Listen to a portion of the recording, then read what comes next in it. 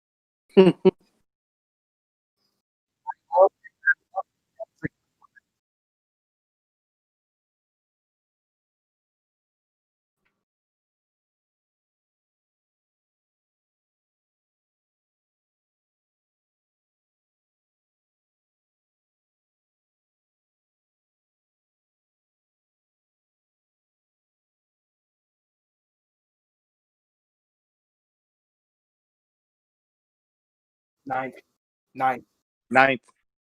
Yes. 14th was the Sun King.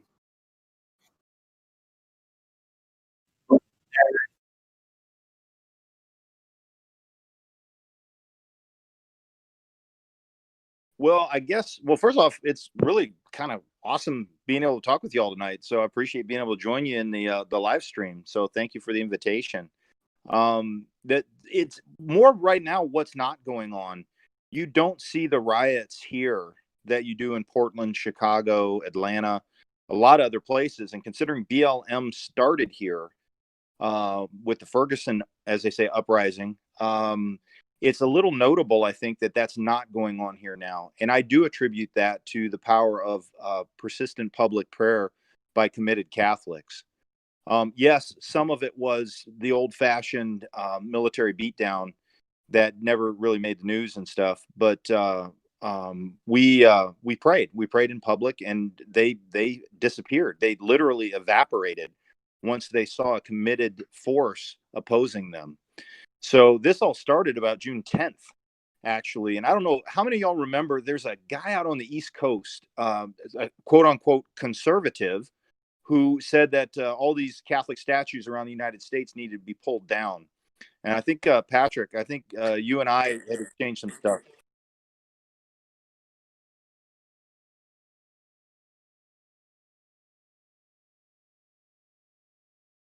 That's a problem.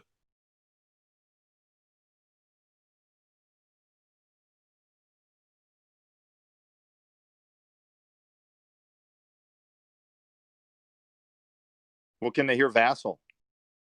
Hello? You can't hear anything because headphones are on. Okay. More important, can you hear me? Yeah, unfortunately.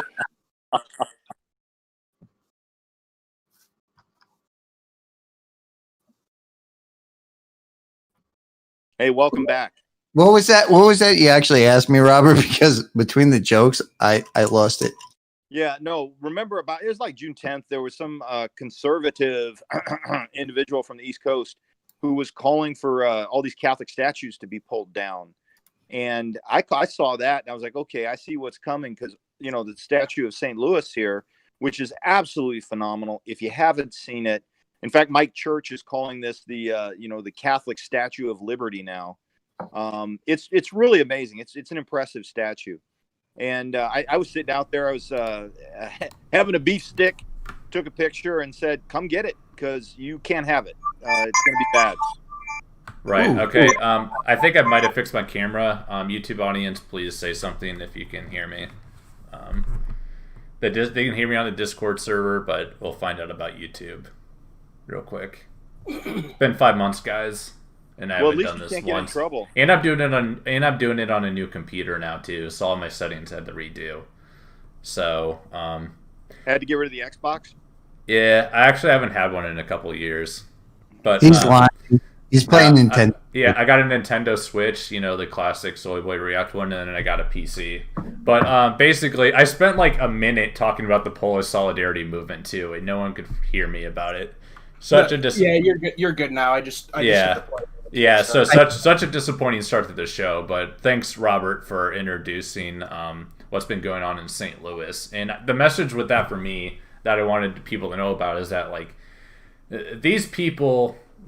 You get together and you make it about Christ, and we'll win, I guess, is the quick way to sum it up. But looking at all the images that you're retweeting and everything like that, a lot of different people, different backgrounds, but have the faith that come together, and it's seemed very successful. To add to what Robert was saying is like Mike Church went out there, and Mike Church I actually know.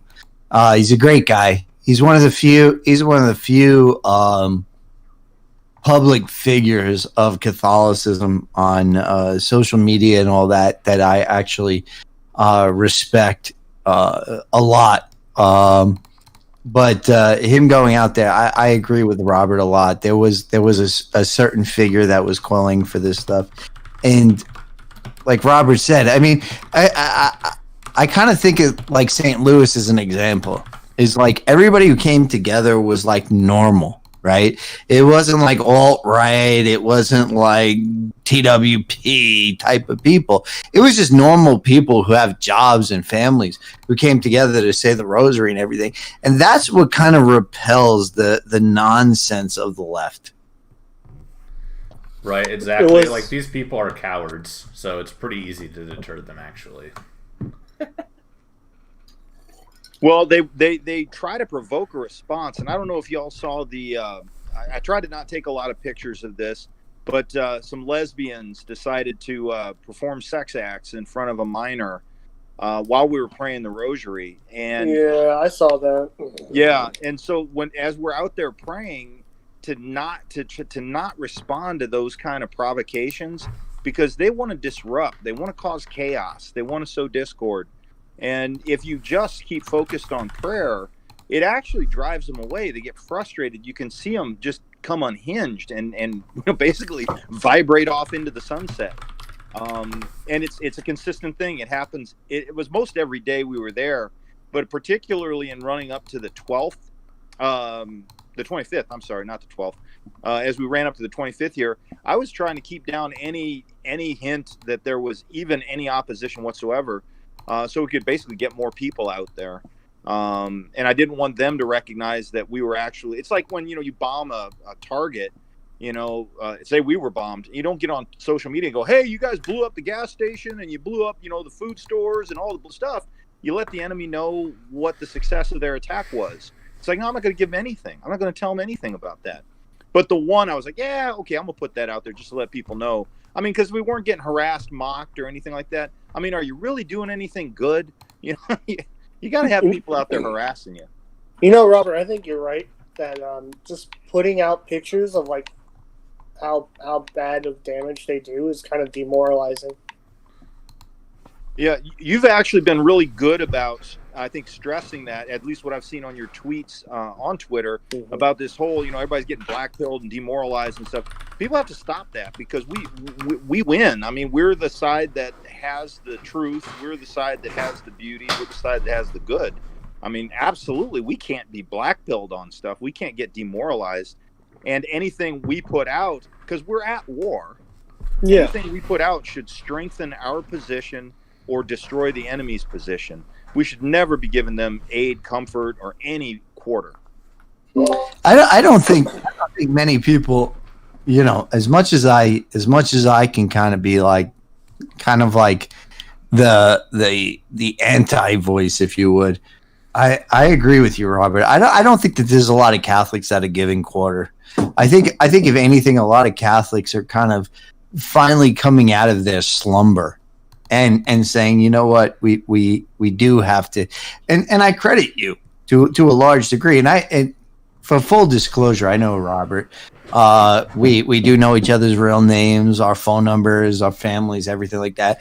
But I do credit you with a lot of what you've done over there in the St. Louis area. Well, thank you. I mean, that's it's been a real team effort, though. I mean, it's really been a Catholic undertaking. I mean, there are different parts that have done, you know, different things, and you know, I'm picking up trash, and you know, somebody else is leading a rosary, but that's, you know, teamwork. I mean, if you're really going to succeed at this, you got to build a team, and a lot of folks, and there's some conservatives. It's always it's that every single time group that says, oh, well, you have to organize this way. You have, and it's always some kind of Marxist organization strategy. We're Catholic. We don't do that. You know, we get together. Let's all pray a rosary together, and let's pray and let the Holy Spirit move in us. And then if I have to cut somebody's head off, I'll do that. That's fine. But let's pray first.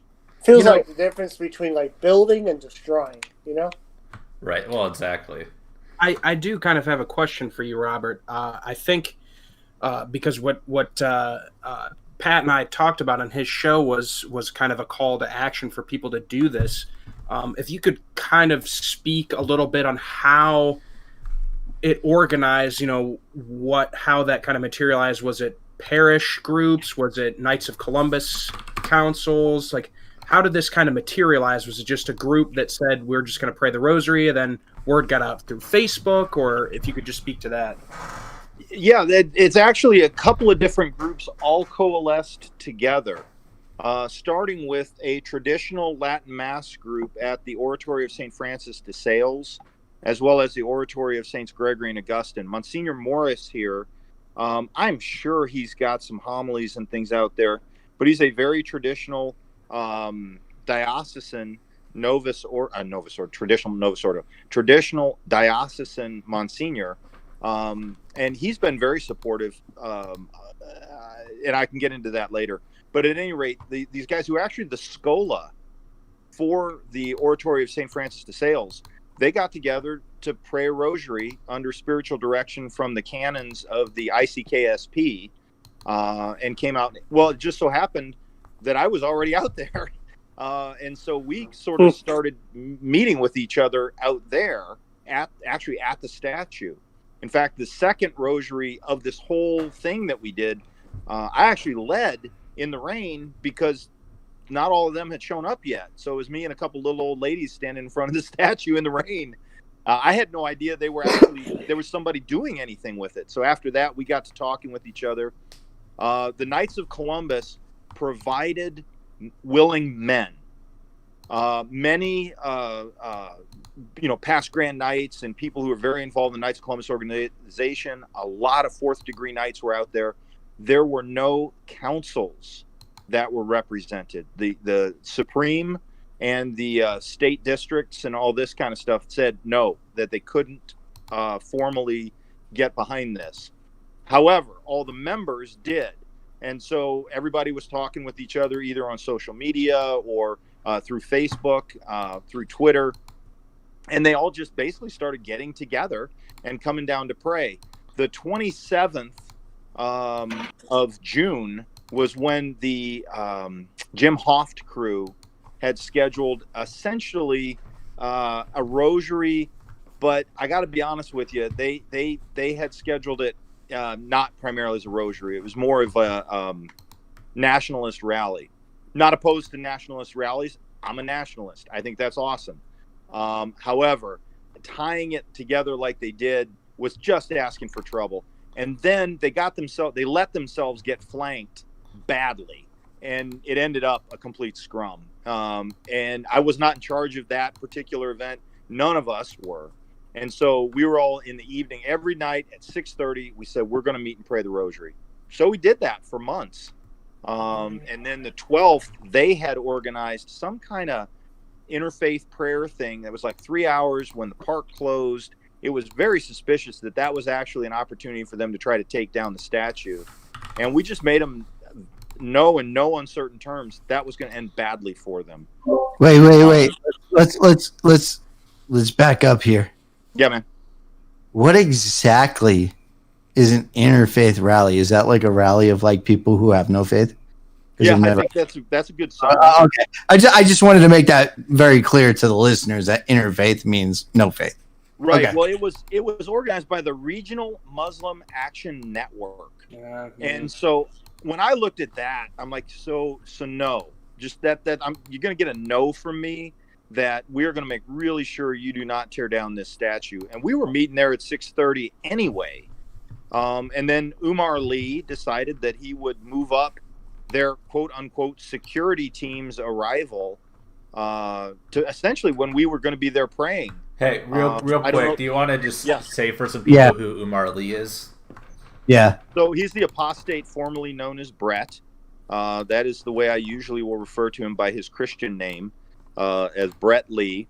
And he hates statues.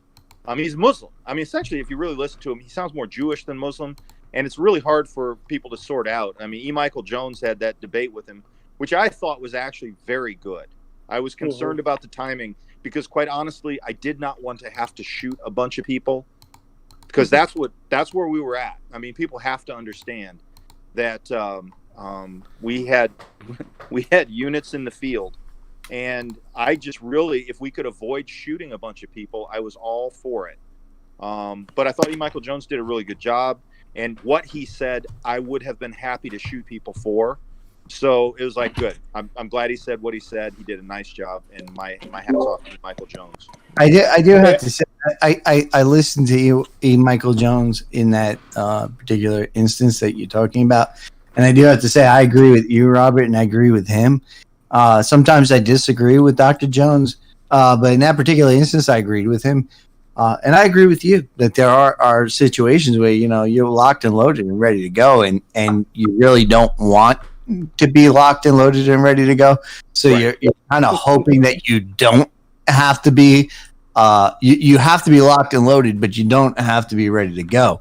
And that's kind of the situation. I wish you would, because a lot of people have heard me speak, but I think coming from you, I would like to hear you make that distinction for people. Well, so I guess there's different conditions of readiness, and I think everybody now in these times needs to have their weapons checked out, make sure that you're sighted in and you've got ammunition, that you stay armed, stay ready. But I don't think that you necessarily have to have the safety off, round in the chamber, and be looking behind every bush. I don't think you have to treat everybody walking up to you as a hostile, because that was one of the questions some folks had asked me early on. Well, what's going to happen if so and so shows up at point X? I said, I'm going to end him. Oh no, you can't. No. That's a threat. You watch these videos, you see these people. They're not getting within 30 meters of our position. I don't care. They're not getting near it. And so the idea that if he showed up with a bunch of black-clad black bloc or whatever, particular panty group they want to bring, we will end them. And that was where we were at. And I think when folks realized we weren't kidding. When I talked with the governor's office, and when I talked, I talked with the governor's office, but someone else talked with the mayor's office. We made it real clear. It's like, we're not, asking you guys to do your damn jobs. I'm telling you that if you want to see something, or you don't want to see something that looks like the bonus march on Washington D.C. Back in the the 20s, I said you guys better step up your game. Right. And so they because we're just a lot of people they're concerned about these things. They wonder what's going on. There's no reason for Catholics who stand up for their faith to be concerned. There is plenty of protection out there that is ready to help you in those events if that were to occur. It's not a whole lot I necessarily want to put out like right now, but I think Mike Church got to see a bit of that. I think he did. Now that I think about it, Vendée 3 broke down, and we didn't want to leave him behind. But I looked at who was with him, and I was like, okay, he's fine. I think that's a good segue though. That Robert is. Go ahead. Real quick. I think Vassal and Thug had a couple things to say. I had one thing I wanted to bring up. It was how important it is that we have because you had mentioned that you were going to go alone, right? So like, how important it is that we have the clergy behind us when we do, prayer things like these. I think that's very true. And one of the fringe benefits was somebody actually came back. Well, actually, a couple people came back to the faith, but one was pretty dramatic and went to confession actually out at the statue with one of the priests that was out there. But yeah, having the priests, seminarians, it was awesome. Actually, this one guy who's a white nationalist came out and he was, traditional European paganism. I said, my friend, look.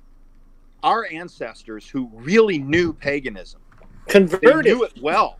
They walked away from it and chose the Catholic faith. And this guy was Lutheran and kind of loosely brought up in any kind of Christianity. And he was seeing this muscular Catholicism that was afraid of nothing on this planet. And he had never seen anything like it. The guy was trembling, tears in his eyes. Big guy, too. And I said, look, man, we have the same ancestry. I can go toe to toe with anybody with their whiteness. But the fact is, our ancestors who knew that faith chose the Catholic faith. What they have now is this sort of weird pagan thing that they concocted. Literally, St. Boniface cut that tree down. What they're doing now is some weird amalgam of, I don't know what they made up, Well, what they read is they read like Snorri Sturluson's Eddas about the Christian monks Eddas about the Nordic pagan myths or whatever, and they read Beowulf, and then now they think that that's like half to be masculine because all they see is like hippie Jesus. No, they listen to what that guy's named Varg, and his nonsensical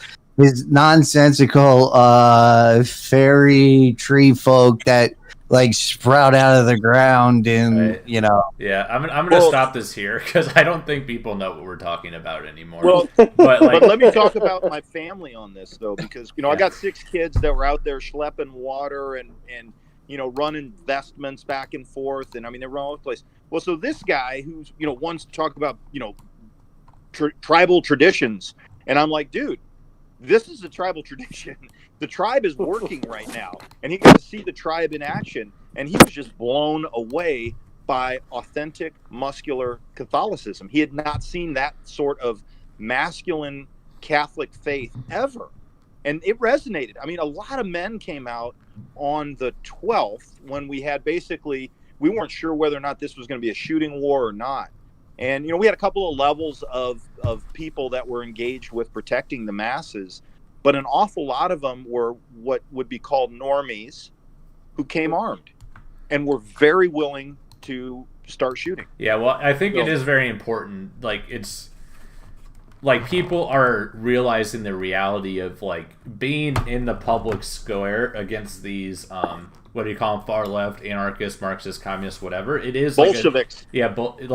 Bolsheviks, Trotskyists, whatever. It's you are putting yourself, a lot of people realize this now, but us in our circles, we can do this. You're putting yourself in a dangerous situation, and you got to treat it that way.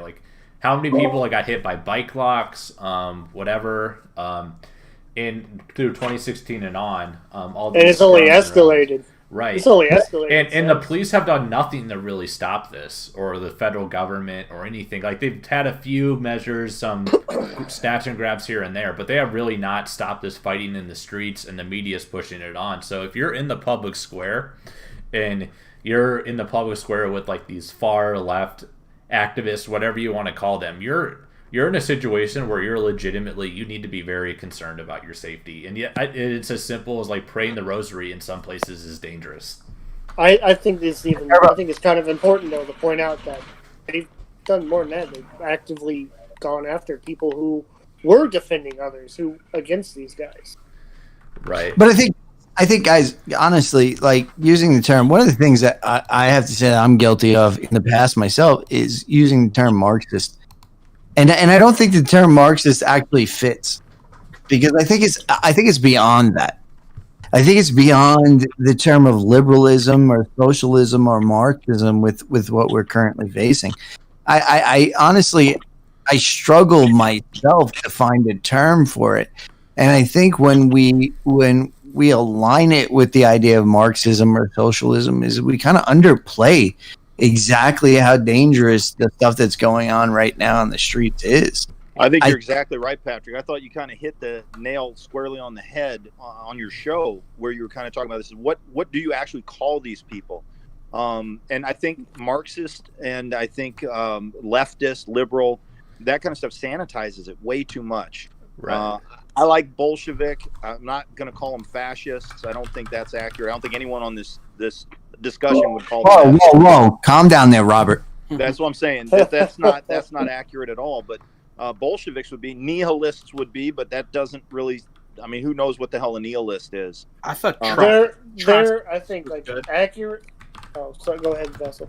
I was going to say you had mentioned Trotskyist, and that's, I mean, Trotsky was, he was really kind of the intelligence and the power behind the Bolshevik Revolution that ended up killing the Tsar. So I think you see a lot of Trotsky-like tactics with this faction now, and that's, I think, kind of that Trotsky Bolshevism. Well, Trotskyism was what gave rise to the Soviet Union, and then the Stalin faction edged him out after they took power. So I think you are seeing a lot of the Trotsky faction. Understand though, Trotsky's political ideology was very different from what ended up becoming Stalinism. I want to make that very. Yeah, they were opposed to one another. Yes, they were completely. I think we're getting in the weeds with that. Yeah, I agree. What we want to do is right. I'd say, like, what they remind me of is the youth movements in communist China, where, like, all these, like, young people went around in these public shaming rituals, attacking farmers and people that didn't support them. Well, they remind me a lot of 100%. 100%. Shining path. So, like, Students for Democracy or whatever they were called in the 60s? Yeah, they're still called that. Yeah, there's this new left from, like, Herbert Marcuse, right? I think that's his name. Yep. They still get the same ideology from them too, because they're talking about white privileges. It was like a 1970 concept from, like, a 1970 feminist. Well, Morrill, those people came from the Frankfurt School, so it's a very different. It's a very different, a divergent path than. Well, but didn't they come over and create the new left, and then, like, a different faction created the neocon?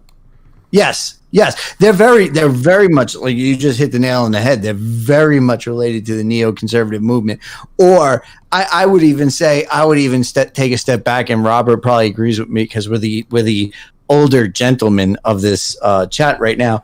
But the neoconservative movement is actually what we call the conservative movement today. When we look at the Tito, what is it? The but no, the Charlie Kirks and the like the Turning Point crowd. Right. When you point to those people, you're talking about what party like 1399 and I would say was neoconservative. We would point back to Bill Kristol and his father. We would probably go even further back to Robert William. Murray. I was gonna say, don't forget Buckley. Buchanan. Yes, Buchanan and others actually. Buchanan, Stephen Saylor, and others actually broke off from that whole group at that time and created like what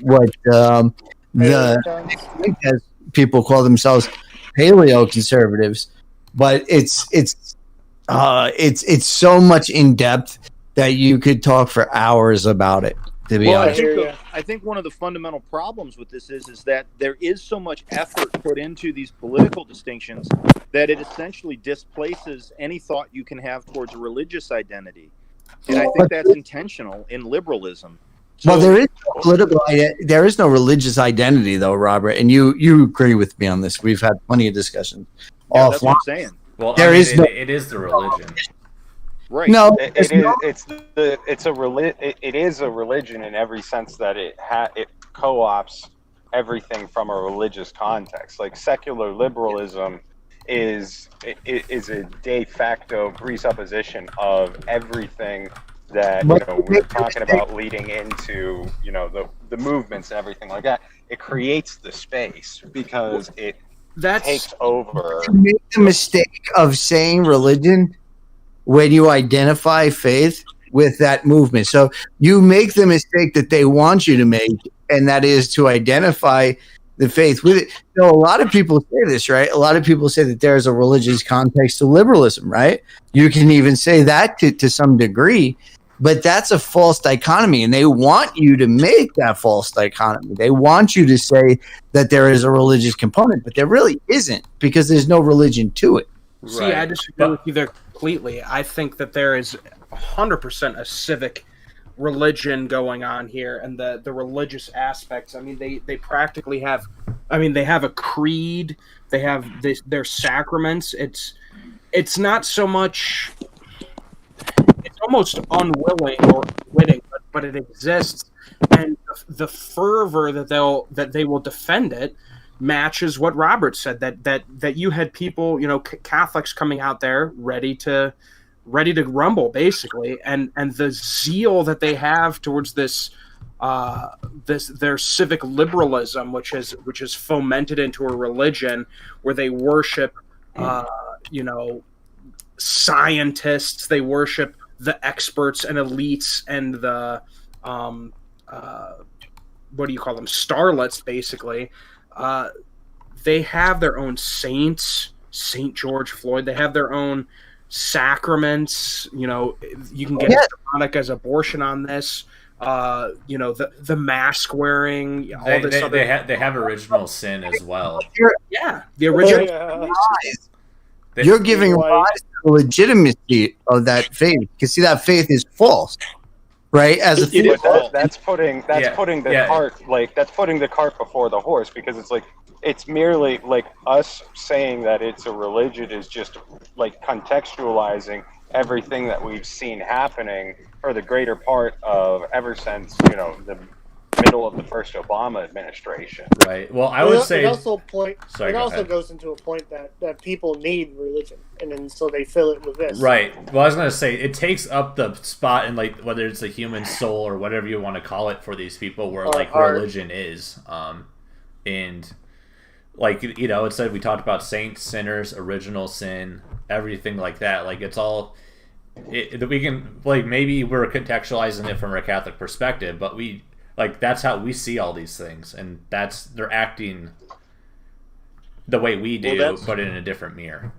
Now, that's actually one of the things that's the most toxic about all this is it absorbs the time, the bandwidth, the cognitive bandwidth that you have to actually apply towards worshiping God, or going out. A number of people coming out to pray the rosary with us. It's like, well, what were you doing in that time before? Well, we started shifting into sort of European like dinners. I mean, you'd have dinner late because you'd come to the rosary.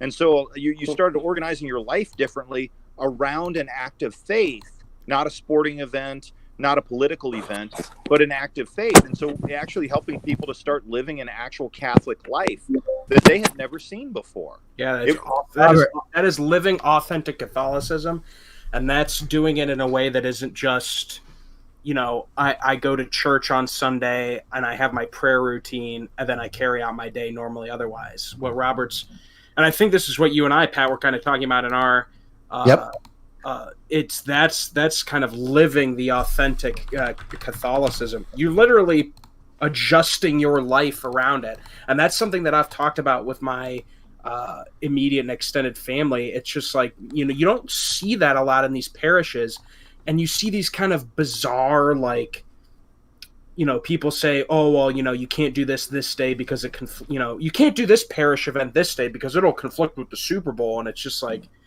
dude, where the hell are your priorities at? You know what I mean? It's like, that might be an extreme example, but you see that all over the place. No, it's not an extreme example, because it's like I've had a few things happen in my life. I can remember 3 or 4 years in, like, when the Steelers went to the Super Bowl 3 times in the last 10 years. Like, I remember the parishes were rescheduling their masses. Oh my God. So we can't have the 4:30 mass because that's Super Bowl Sunday. Like those people can just go earlier. That's ridiculous. I think that goes back to something Robert and I have discussed it several times, and Robert's going to get a kick out of this, is that we've said that, like, grown men shouldn't play games, right? Grown men shouldn't play games, right? It's not that, and a lot of people 100%. A lot of people on the right will say, "Oh, but playing sports and that." Yes, you're absolutely right. Playing sports and working out and physically, developing yourself are goods. But playing sports for an advantage, or in other words, a salary, is not something that is acceptable for a man. Well, I mean, and let's actually, while we're on the topic, like, I know it's probably not in the syllabus for what's going on, like what we were going to talk about tonight, but I think it's one thing that we have to seriously discuss. You wanted to, like, you always, maybe when you were younger, you used to cringe whenever you would hear some Protestant minister say, well, your sports, people are idols. And it's like, the thing is, they're not even good ones, because it's like every sport that anybody is actively at the top level in is geared out to the gills, no exception. There are dishonest people that I respect the dedication to, you want to be at the apex of your game, cool, but you're putting out an image to the rest of everybody else of a hopeless dream. You're never gonna play on an NFL team without taking some stuff. Simple as. And that's a horrible image. Well, like a lot of athletes, like, at the minimum, you're taking stuff to help you recover from practice more. Like, at the bare minimum. No, it's all. I'm not fucking with you. It's all steroids. Like, people, when you get into the mid-collegiate level, everybody's taking steroids. I actually went to school with a guy who ended up playing. Actually, 2 guys who ended up playing in the NFL. Both of them ended up playing for the NFL. One was a first-round draft pick, by the way. And both of them later on in life, one of them is one of my kids' godfathers. Was at my kid's baptism and told me, we sat there and he talked about, like, what goes on. And for every Michael Jordan, I want to make this very clear, for every Michael Jordan, there are 9,000 Michael Vick. So the reality is that professional sports actually incentivizes the people that play it to be degenerates. Yeah. Right. Well, what's the stat? Like, pretty much, like, every, like, on, like, God or whatever, like, almost every NBA player has, like, kids with multiple women, and I'm not even, like, making that up. Like, yes. There's, like, literally a cabal of, like, women that camp out at NBA hotels and seduce the men to have unprotected sex with them. The solution to this, as we said for the solution to other things, is localism. And yeah, I hate to be the guy that, like, because they've screwed it up, but Europe used to have this model, and they used to do it well. Like if you look at the soccer leagues in Europe, the Premier League, these teams used You mean to the soccer clubs? the soccer clubs, pardon me, like West Ham used to be about the East Siders of London, like the dock workers, and Chelsea was specific to that area of London, Manchester United specific to a certain area of Manchester. Same with Celtic Football Club and Rangers Football Club were the Catholic and Protestant football clubs of Scotland, respectively. Well, now since you've got this globalist bloat, now they're just buying whatever players they can afford, and now they're professional. Well, the teams are also owned by like billionaires from different countries. Like Chelsea, you mentioned, owned by a rich Russian. And then, Well, hold on. It's the buying and selling of everything, right? Everything is a commodity, right? So even sports teams become a commodity. And like Vassal just said, we talked about this on my show, him and I, about locality, about subsidiarity, about localism. And it becomes about that whole thing. And when you take a sports team that, like you said, Arsenal used to be about Arsenal, it used to be about Chelsea, it used to be about Manchester, it used to be about Rome. When you take that and you sell it off to a guy in Israel, it becomes about Israel. Oh, that's what people used to mean whenever they say like democracy too. Like all the old people all the old boomers used to talk about democracy, they meant localism. Like that. Well, democracy is for sale, right? Democracy is for sale because that's what democracy is. But I mean, like if you listen to them and anything that they said, it was always, "Oh, we want more localism, we want more local autonomy or whatever." That's what they meant whenever they said democracy. But then they became, said that the Libertarian Party or whatever they're doing. Even now in certain football clubs, it's like Mario Balotelli like gets called racial slurs by his own fans. Because he's a foreigner. I'm not making excuses and saying it's right or wrong. I mean, yeah, they threw bananas at him. Everyone loves hometown hero. Yeah, that's pretty bad. Nobody knows. I mean, you know what I mean? Everyone loves a hometown hero.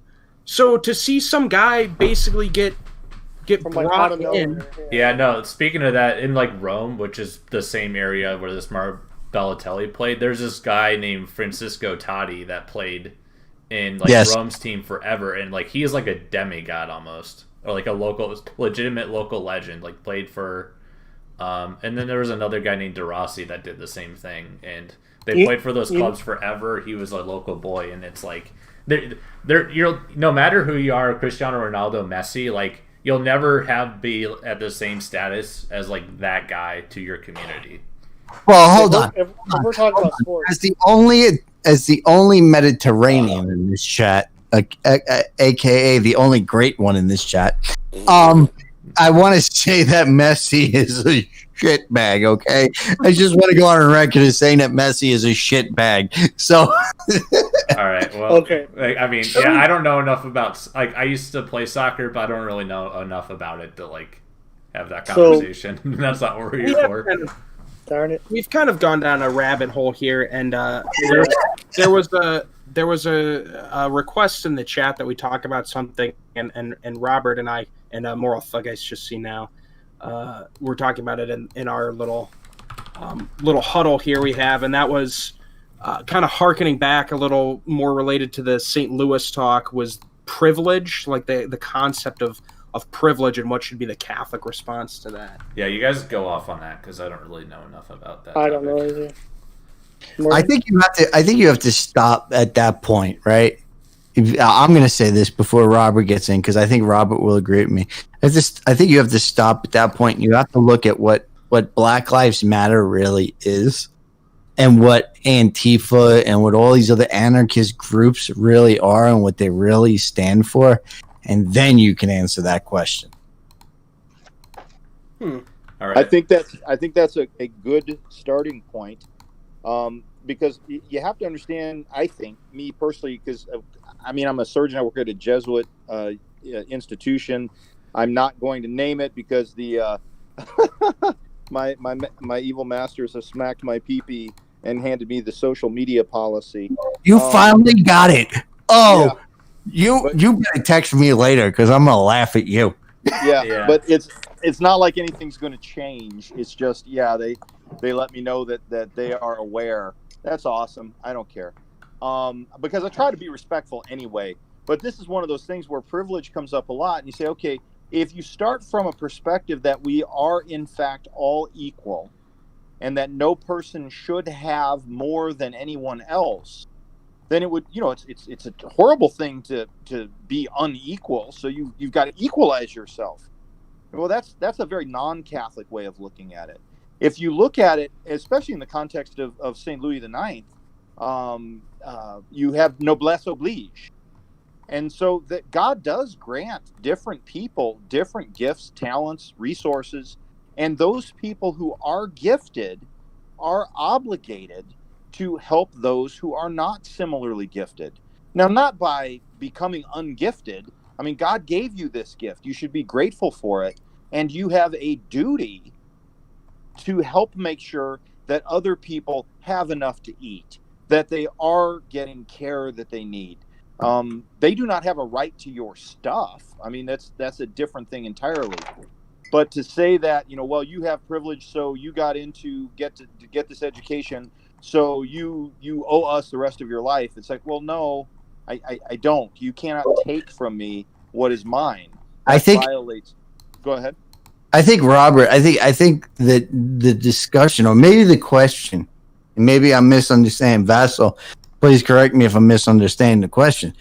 But the truth of the matter is that no white person, no black person in America. Now, if we take every other country, every other continent, every other planet in the solar system out of the equation, and we only talk about America, I don't think that there's a singular person in this country that is born with the privilege or the ability to have anything more than another person. And I'll give you an example of this in my own industry, is that there are plenty of people of color, of sexual orientation, of gender, who have many more privileges and everything else than me as whatever, I want to say, a white man. I'm Mediterranean. Yeah, Italians are debatable, but continue. Yes. Exactly. So many people like Turbo will say, and Vassal will say, I'm not white. But regardless, there are many people, and America is a shining, to me, example. And this is why I don't believe in the idea of Black Lives Matter or the idea of Antifa in America. Well, you think you think lives matter, but not the movement. But yeah. I think all lives matter, right? It doesn't matter. It's irregardless of race or anything else. Every life matters, Turbo. But I think what people are trying to say is, and this is very much geared toward Black Lives Matter, is Black Lives Matter tries to present themselves as mattering more than anybody else. When in fact, when you look at the empirical evidence, Black people have more opportunity here in America than anywhere else on this great, big, giant planet. Well, if you take a step back and recognize that all of us represent sort of a middle class, we are not in the ruling elite of this country. We're the Kulaks. If you're a Bush or a Clinton or a Trump or a Pelosi, I mean, life looks very different, if you're Hunter Biden. So when we talk about equality of opportunity, it's just not the case. Right. And I think that one of the things that we have got to recognize is that our conservative masters, the mammon serving people as opposed to the Moloch serving people, have constructed a cage match of life for us where we are fighting over the scraps, so to speak. And that there are people who start out disadvantaged and will never achieve economically, other than through, it's the Michael Jordan 1 in 9,000 professional athlete for them to get through that system. And as Catholics, we need to work for a more just system. Right. But you hit the nail on the head, Robert, right? You hit the nail on the head. And this is where I get called like super racist. I'm a Nazi. I'm everything else. I'm Mussolini. I'm Hitler reincarnated. Well, pretty much all of us have been called that on the internet just for simple, conservative, semi-traditional views. Like exactly.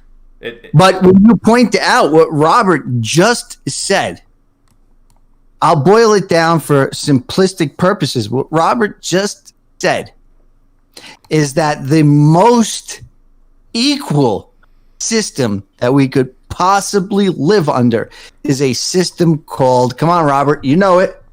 Corporatism. Thank you.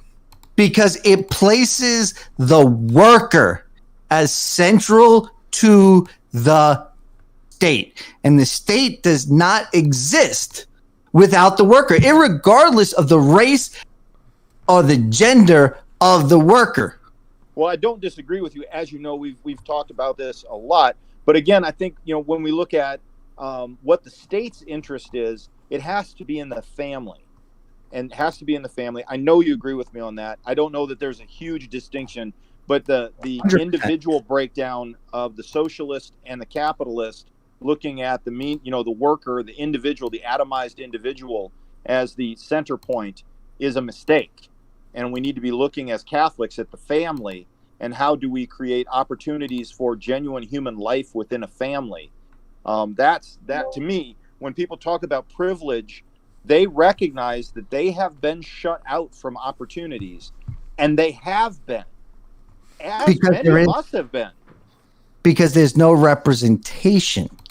So you and I both, and I think Vassal probably, and I say this only because I've spoken to you and Vassal more about this, agree that the guilds place that family because that family's central focal point is on the earner of the family. And that earner could be a farmer, a blacksmith, a doctor, a lawyer. It could be anybody. It doesn't matter about their status in life.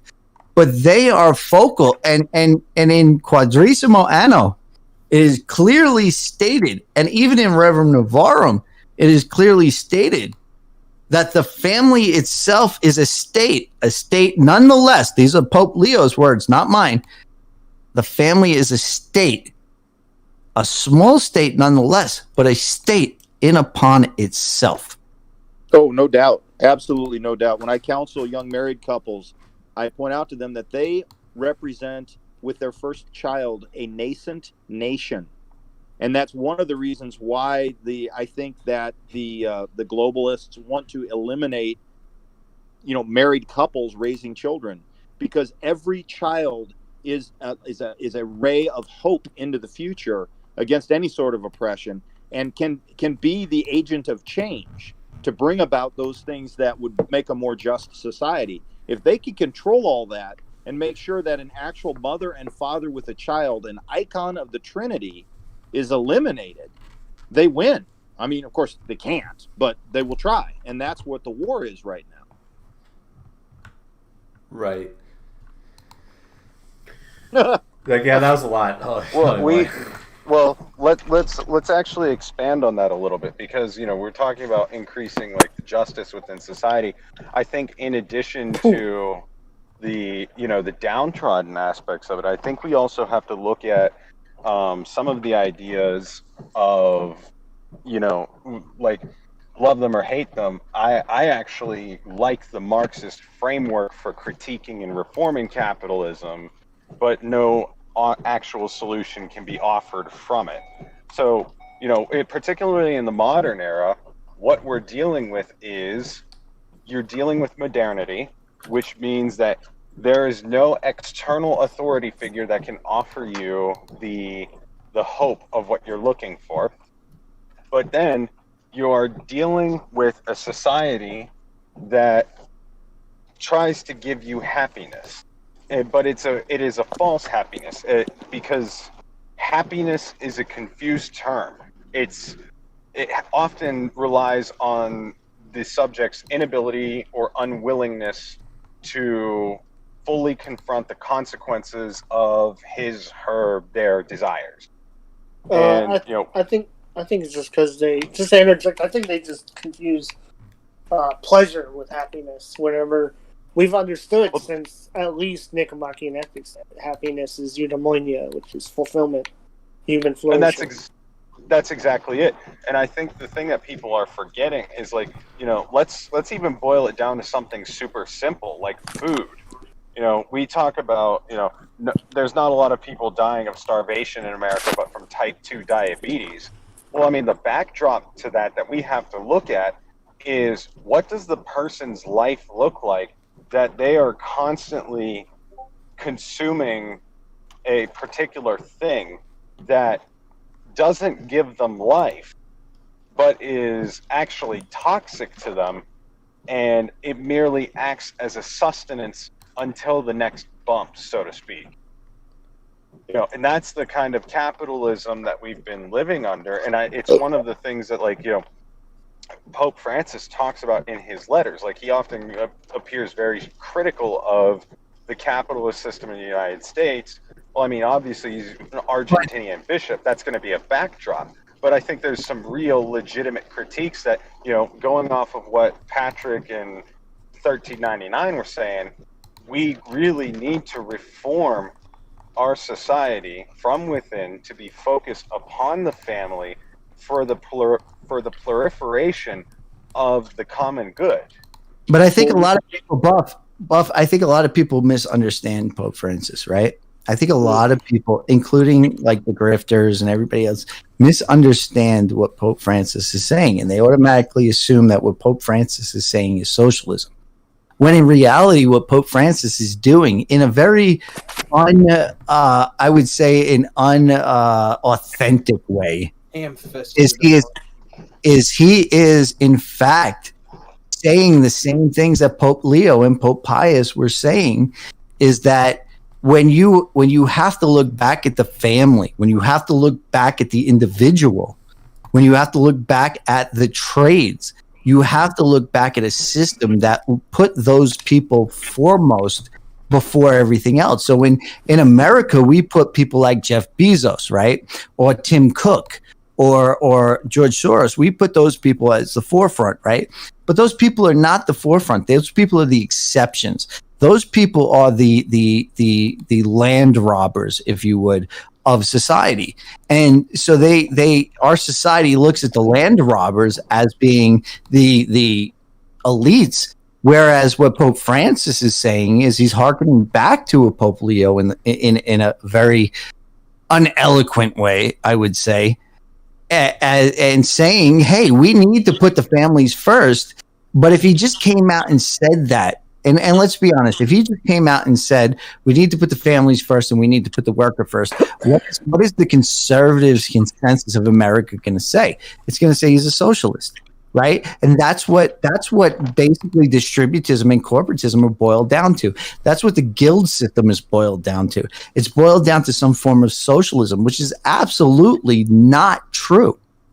Well, Saint, I got to say, I agree with you. And Pope Francis does get a tremendous amount of bad press, and of course, much of it may be deserved. But he's trying to speak to people who absolutely have lost the language of faith. It's not just the faith; they don't even understand what you're talking about.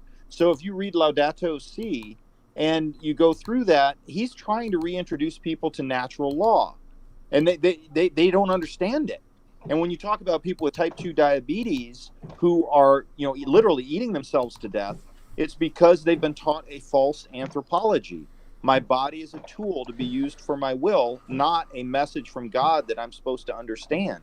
And so transhumanism becomes an everyday occurrence in whether you're taking cholesterol medicine, whether you're taking diabetes medication, whatever that goes into that you will not listen to the fact that you have exceeded the design specifications of your frame. God made you a certain way. So you're saying that the Pope Francis is trying to reintroduce just kind of first principles? Yes, well, I very much so. And he uses That's completely a what we pollution need. analogy. Well, and I think it's something that it kind of, like, when we think about what the popes are supposed to do. Well, I mean, first of all, we have to understand that every pope is providentially given to us by the Holy Ghost. So whenever we're dealing with, like, Pope Francis writing Laudatio Si in a way that's trying to reintroduce first principles, I think we need to understand, like, that's what we need. Most of us in this, particular setting understand how As the resident, Hold on, Morgan. You're cutting out right Yeah, now. Morgan, we're getting some feedback for you. So as the resident SSPXer here, okay, I will say that Shut up. Too soon. No brother war, please.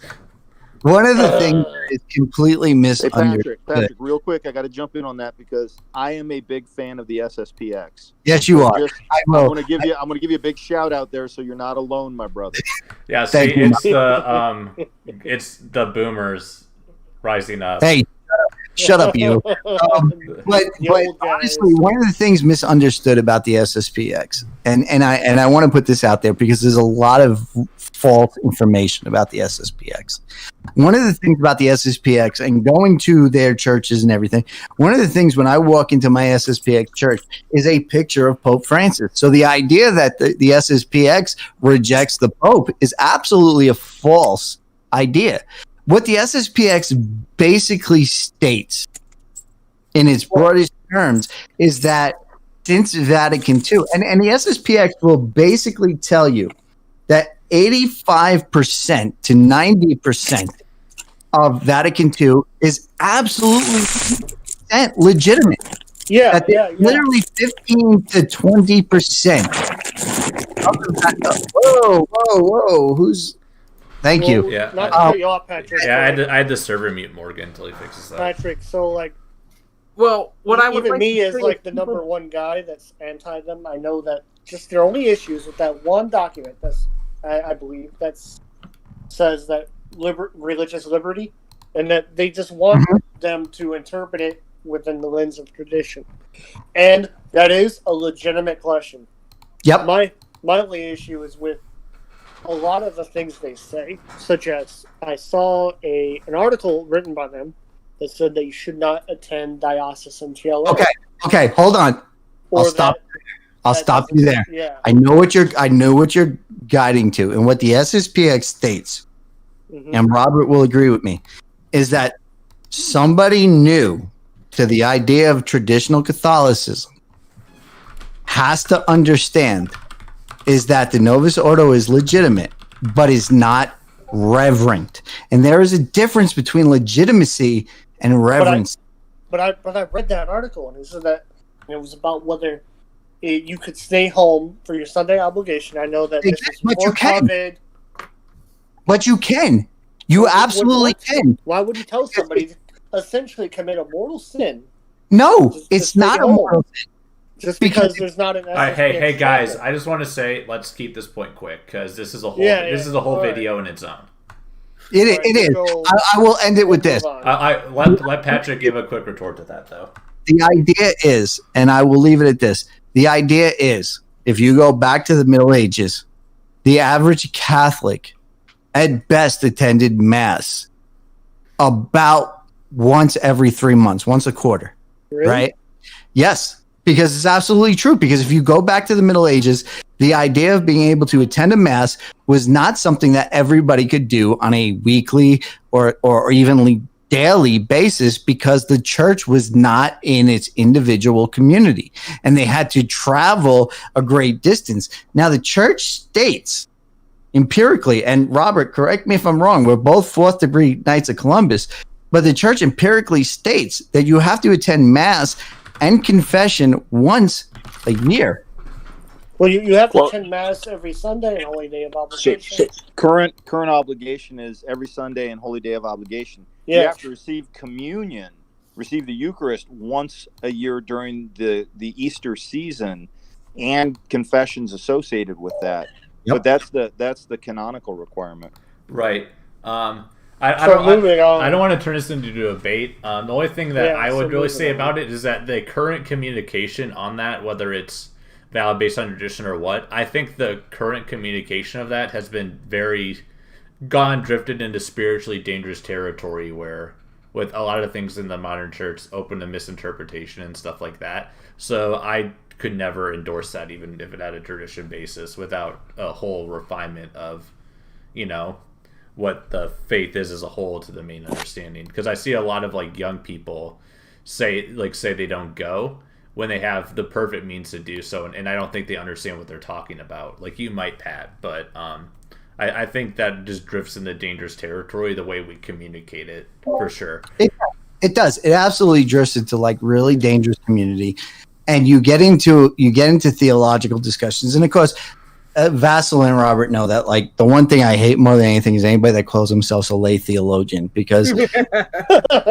she is based on the clergy, and I'm probably one of the only people that's actually obligated to be able to say this, because I have a degree in theology. I went to seminary.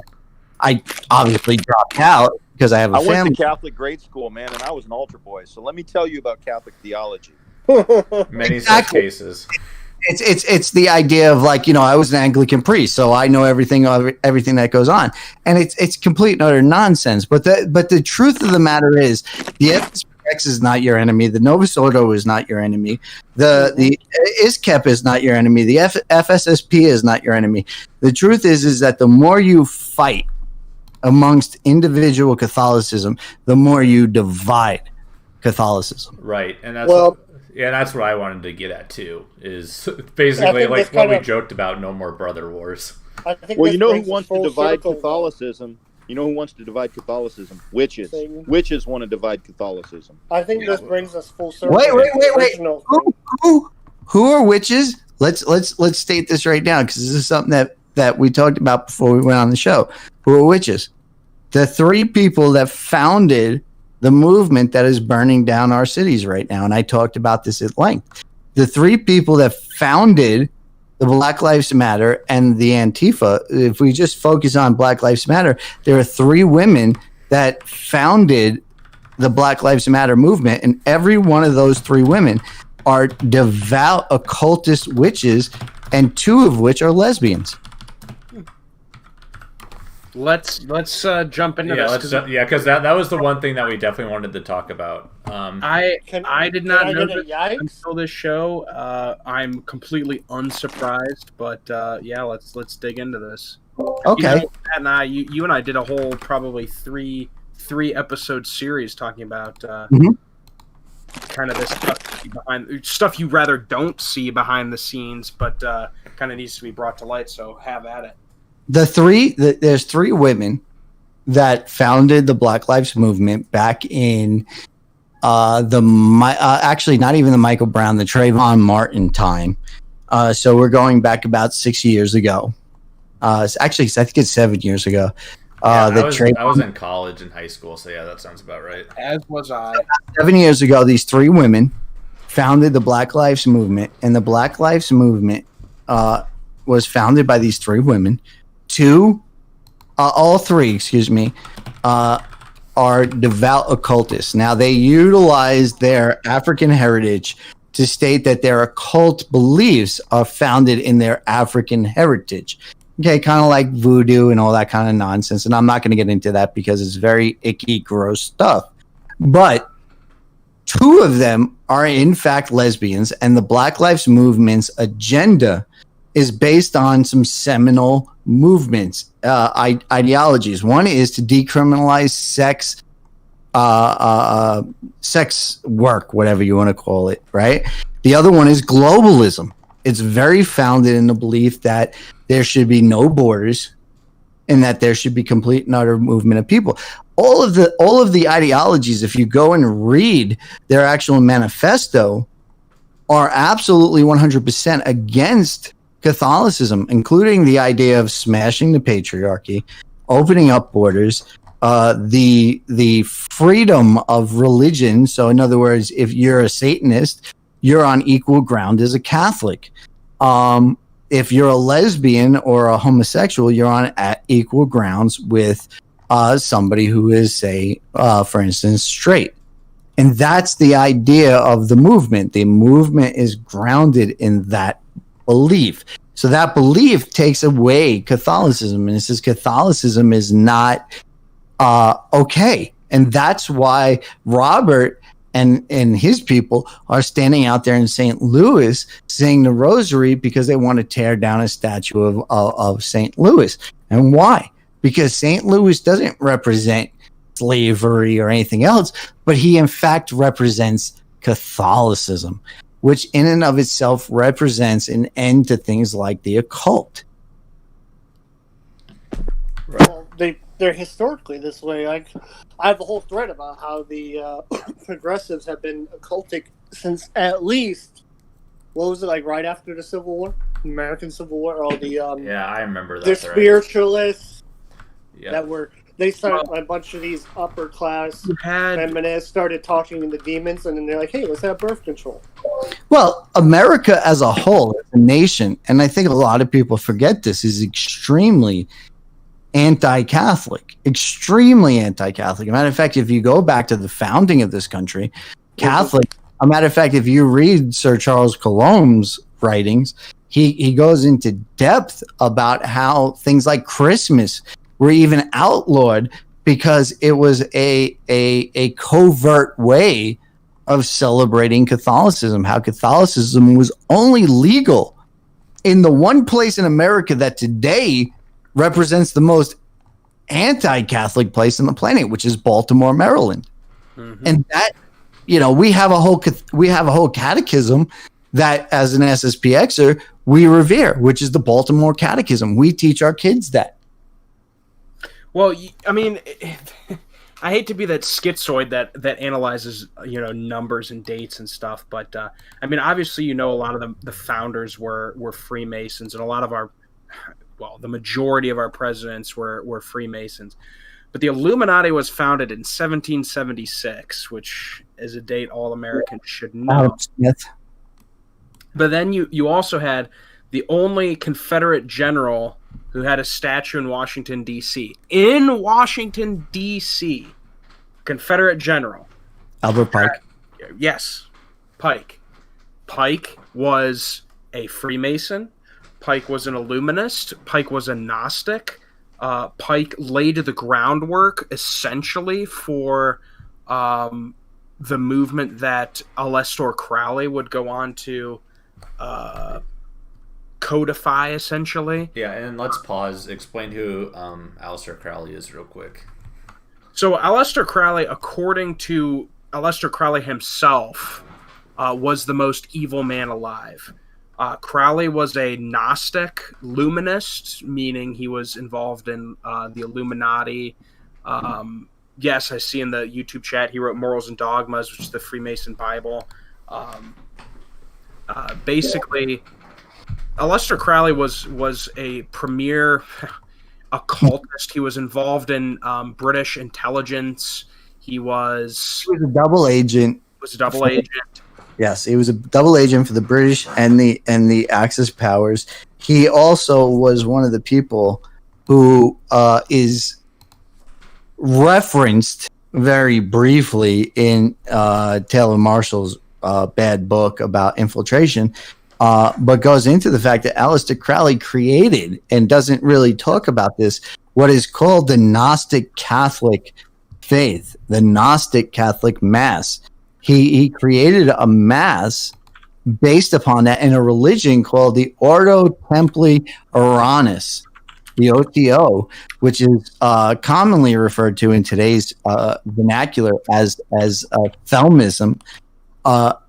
Aleister Crowley was I would say, not in his own vernacular, but in anybody's vision, an evil person who took Catholicism and took bishops, by the way, at the time, who were supporting him, because as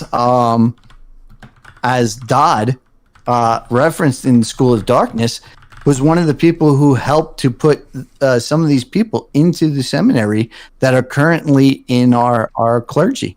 Who was that again? The woman. I know that Venerable Fulton Sheen talked about her. Bella Dodd. Bella Dodd. School of Darkness is her book. But if you go on YouTube and you actually search Bella Dodd, there are actually videos of her talking at Senate level committee hearings, where she's actually saying to the United States Senate at the time that this is what they were doing. And of course, there were people, if you go EWTN before they became completely cringe, did a documentary called Wolf in Sheep's Clothing on the gentleman,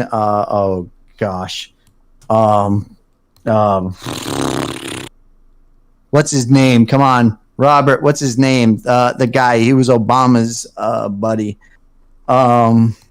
Podesta? No. Way before. What did he do? He was a He was a Marxist. He was a complete and utter Marxist. Saul Alinsky. Saul Alinsky, thank you. There's a documentary by EWTN called Wolves in Sheep's Clothing. I absolutely recommend it to anybody. Spend the $20, go on to EWTN, buy the DVD, watch it. It's the only way you could see it. But if you watch the DVD, it goes into extent on how Saul Alinsky's basic premise was to destroy the Catholic faith, because he believed that the only thing stopping the movement of Catholicism in taking over the world was the Catholic Church. Right, and then just wait. what's some? He meant communism, not Catholicism. Yeah. So, but I want to say Saul Alinsky, basically, people that don't know, he was a political theorist and community activist. He was highly influential with both. Yes, communist. Yeah, and I'll get there. He was highly influential for both Obama and Hillary Clinton. And he basically wrote a book called Rules for Radicals, which is basically the basic playbook of left-wing movements and radicalism in the United States. Before we go on, I want to take a second to, because we brought up Aleister Crowley. He has one of all the least likely places you are to find a decent insight. He actually has one, and that insight, is I'm going to be quoting him verbatim. The Bible is the most powerful grimoire that has ever to be written and probably to ever be written. Now, of course, we as Catholics know that, it's inspired by the Holy Ghost. But what did he see in that, and this is maybe a call to challenge for those of us who might have been lacking on our scripture studies. What did that man, who was avowedly the most evil man alive, according to his own definitions, what did he see in the scriptures that maybe we're missing out on? Mm-hmm. And I think the one thing I would like to say about all this, especially with what we're talking about, why we brought this up with the Black Lives Matter movement, is the things we're telling you might seem fantastic, like it might seem unbelievable, that these people held positions of government, that they, the influence they had, the things that they did seem outrageous. But it's there. It's admitted, it's open, but kind of the disinformation campaign or the distraction campaign is so powerful.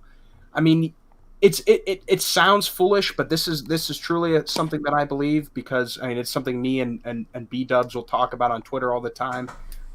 Who still won't come on the show, by the way. Celebrities love him, man. Well, there's that, but there's the fact that Hollywood runs. Think about movies like The Princess and the Frog from Disney, or Hocus Pocus, which is another Disney movie about, a Halloween movie.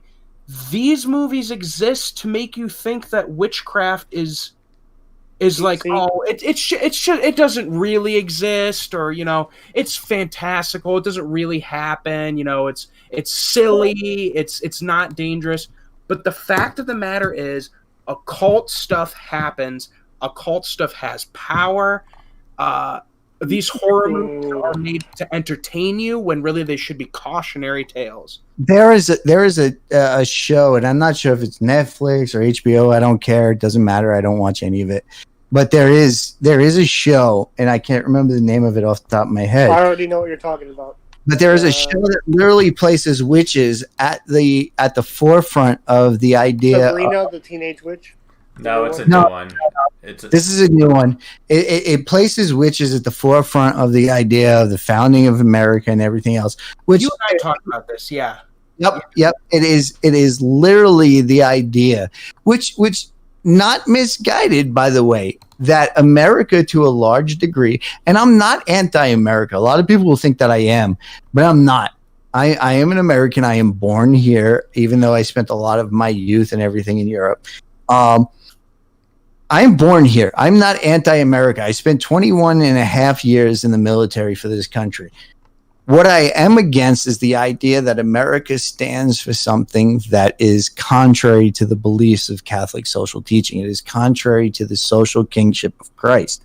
And when you look at the idea of witches and witchcraft and occultism, you look at the place that is the only place currently on the planet that has a Church of Satan, and that is the United States of America. It is the only country that acknowledges a Church of Satan. There is no place in Europe that either allows it. First off, if you even tried it in most European countries, you would be put in prison for it. America allows this idea of the Church of Satan. Patrick, I want to jump in on you on this because, you know, there's a lot of these grand scale 50,000 foot views of witchcraft in the United States and the founding of the country, and Aleister Crowley comes up. Pick up a Teen Vogue magazine, or actually don't do it, or Glamour or any of those things, women's magazines. Witchcraft is everywhere in the United States right now.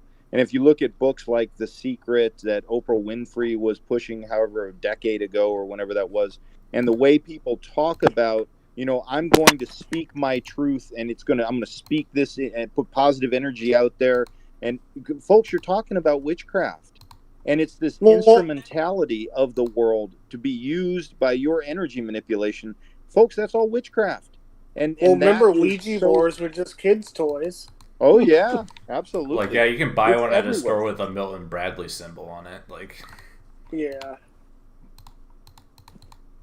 Yeah, that's like a big black pill right there, but it's that kind of that spiritualism, and that's all part of this deliberate campaign. It's an evil campaign. It's called spiritism, not spiritualism, though. Yeah. So we're making the connection that Black Lives Matter. Yes. So has two witchcraft founders, right? Background. Well, all three of the founders. Let's make this very simple. So all what's three. Their goal?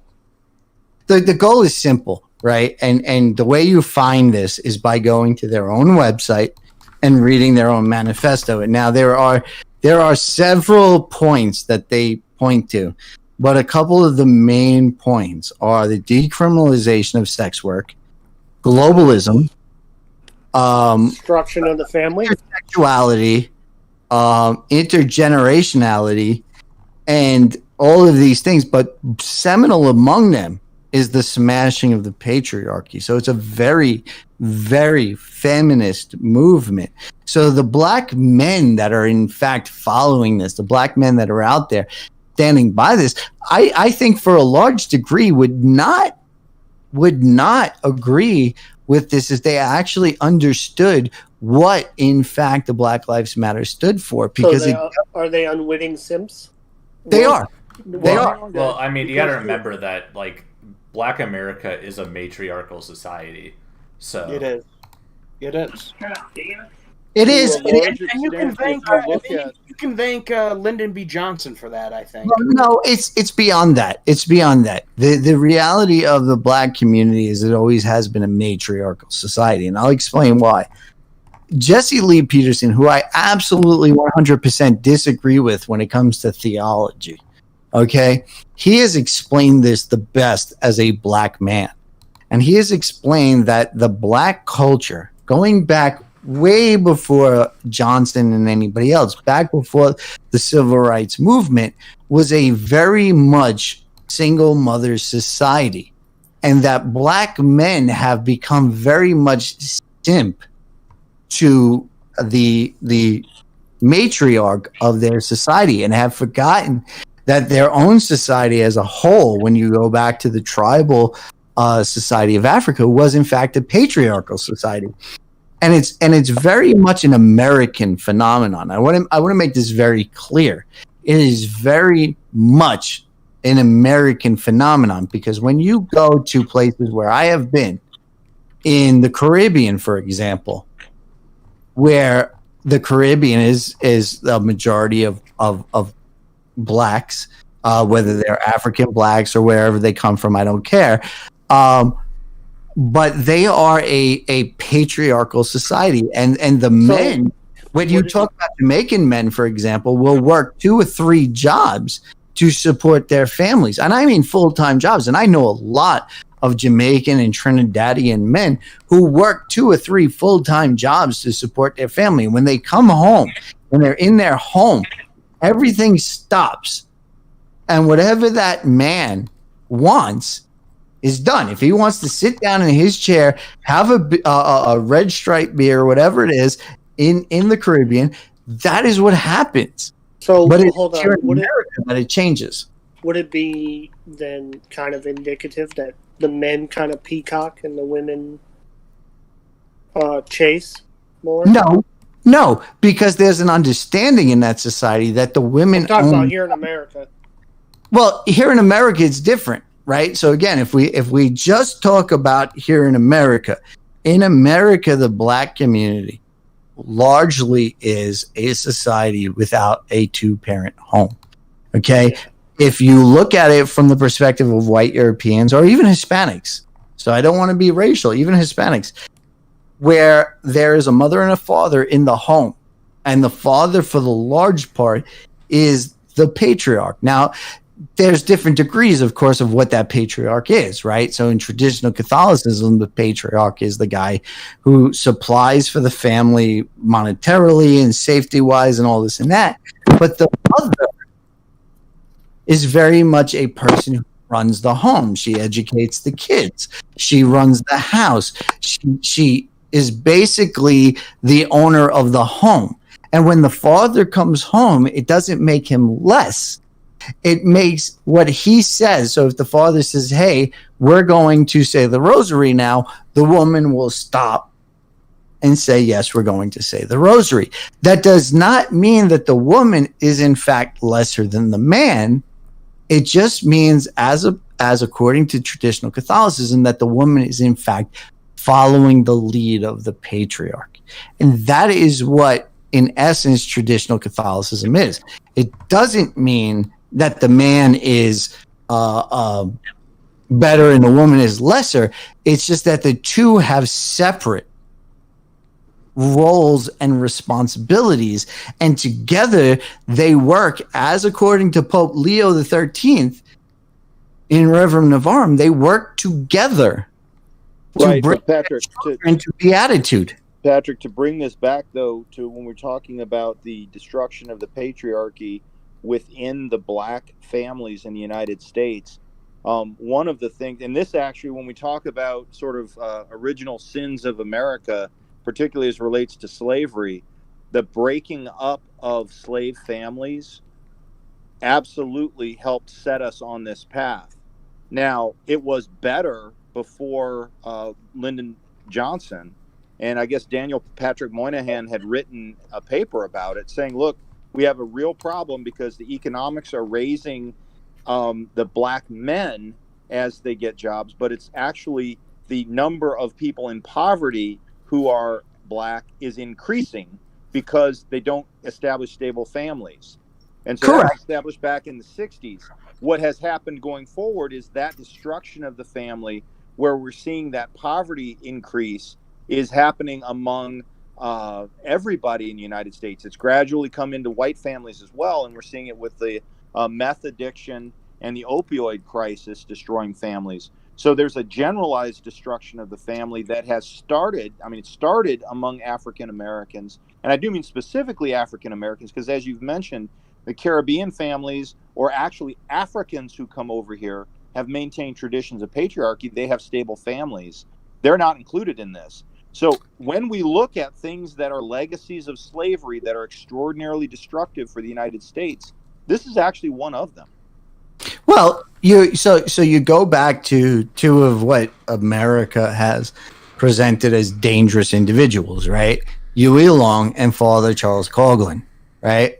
And these two individuals stated that there are certain roles and responsibilities in the world. Now, this does not pertain just to Catholicism. This pertains, and even Pope Leo XIII expanded upon this. This goes back beyond that. I mean, if you go back even before the idea of Catholicism was even thought of, it goes back to the idea that you have a family, and the family in and of itself is a state. No matter how small or large that state is, right? You could have 2 kids, you could have 20 kids. But you are a state in and of itself. And so that means you have roles and responsibilities. And those roles and responsibilities have to be followed. And Huey Long and Father Coughlin spoke about this. But of course, even one of the most dangerous men we could speak of in American politics, which would be Joseph McCarthy, spoke about the idea, right? What is communism, socialism, liberalism, whatever you want to prescribe to it? And I have recently said that there is no definition to it, right? It is a jigsaw puzzle with borders, but nothing in the middle. And the reason that there's nothing in the middle is because it's all these diverse things, right? It's gender theories, it's matriarchy, it's gender rights, it's all these things, but there's nothing in the middle to hold it together. Because what's missing from that is traditionalism. And I think what's falsely equated to the idea of traditionalism is the idea that there has to be tradition. And tradition starts and ends with the idea of a patriarch. Right.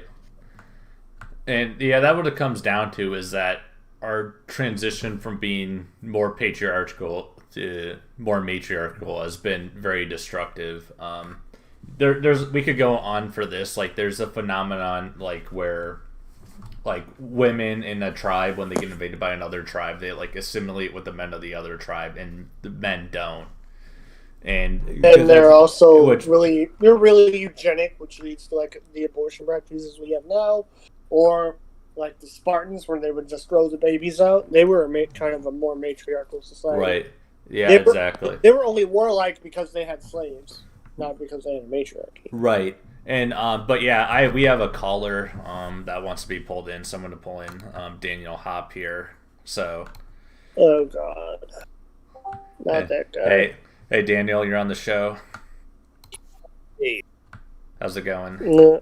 Hi Daniel. What question do you have for us, Daniel? Yeah, so 2 questions. The first would be with regards to the statue praying for Robert. How exactly did that process start? I think I might have hopped in the stream a little bit late. Was it something like you contacted your clergy, or you just went out and said, I'm doing this, or what exactly was the process for like the first 2 or 3 times where that happened? Can I go ahead and answer that now, and then we'll get to your second question? Would that be all right? Yeah, it's early in the show, so just give it a quick answer. Yeah, the short answer is the onus was on us. Okay. Then the next thing is you and Vassal, you were talking about, authentic Catholicism, and it's something seems to only be possible in the face of conflict. I live in a pretty calm place, despite there being a lot of people. Like no one really has the energy to get up and tear down statues. So what would be like an indicator that I'm ready for authentic Catholicism, despite living in a place where that's not really a threat to me? What are steps that I should be taking now so that I know that the only reason I'm not doing that is because the opportunity is not there? For me, I know one thing that I'm working with is it's kind of expanding. It might sound on paper not as appealing, but expanding the time you spend doing faith-based activities. So, if it's going to church, starting prayer vocations like First Fridays, First Saturdays, going to certain feast days, sort of lesser knowns, not holy days of obligation, starting a rosary group before getting involved in Knights of Columbus, stuff like that. I think you can start to orient your life.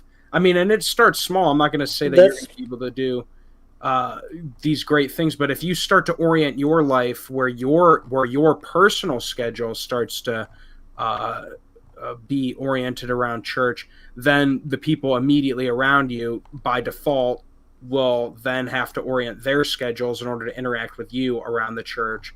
and so on and so forth, and it'll kind of expand off that. You can kind of start a new. I'd like to add to that. What Vassal said is extremely important, but I think that's what we can control, right? Right. But I think Vassal and I touched on this on a conversation we had, which is subsidiarity. Right? You have to start locally, and it's one of the things that Robert is actually in my mind, and for full disclosure, Robert and I are friends. Okay, in real life, we know each other's name, we have each other's phone numbers, so I want to put that out there. Okay, Robert has done what a lot of people in the so-called Catholic circles have not done, which is bring subsidiarity to the forefront. And what is subsidiarity? According to Reverend Navarrum and Quadrissimo Anno, it is bringing the idea of the faith, like Vassal just said, to the forefront, bringing that to starting a Knights of Columbus. And yes, the Knights of Columbus is extremely, I'm a fourth degree, it's extremely boomer. I get it. It's very hard for you young guys to look at it and go, I want to join the Knights of Columbus. You know, I want to I want to do fish fries. Yeah, it's very hard, but understand something. If you don't join, it's going to die. Okay? It is going to die. But if you join now, and you are in there and you're doing the pancake breakfast and all this other nonsense that you think is completely worthless. They're still building infrastructure, right? Right. It's not worthless. Because what you're doing is bringing your individual community together outside of the mass to sit down and enjoy breakfast together and sit at a table with somebody that they might not even know and start to have a conversation and become friends, and their children marry your children, and so on and so forth. Patrick, let me jump in for a sec on this, because this is so very important. And in creating that community, I'd mentioned earlier, and actually you brought up Saul Alinsky, Rules for Radicals, and a lot of these different people are saying how we need to organize. What you guys are talking about right now is how Catholics organize. That's how we do things. That's how we build nations. That's how we build civilizations. Don't get tied up in all the other stuff that you're going to hear about what you need to do. Flipping those pancakes and dropping those fish in the hot oil will save civilization. It's not as glamorous as street fighting. It's the backbone. Hold on, Moral. Robert, you are from the Midwest, and I don't understand what her oil is over in like the regular world. We call it hot oil. Okay. Hot oil. Hot oil. Be careful, Patrick. This is a Midwest show. Sicilian? Yeah. Be careful, Patrick. Hey, I'm as Southern as they come. I'm Southern Italian. You're freaking African. You're the most. I'm better than all of you. Robert called him an anything south of Rome, okay? You know? And then, but Daniel, do you have any other questions? That was all. That was all. I would like to expand on. Go ahead. On that, on what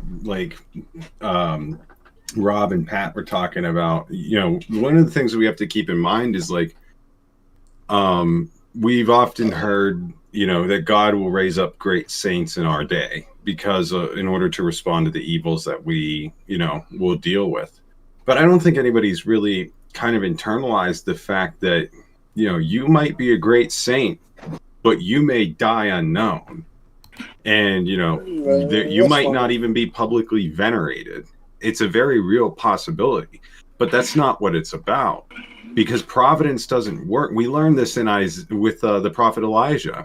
He went out and performed that great miracle against the 400 priests of Baal, but then he went and slaughtered all of those priests.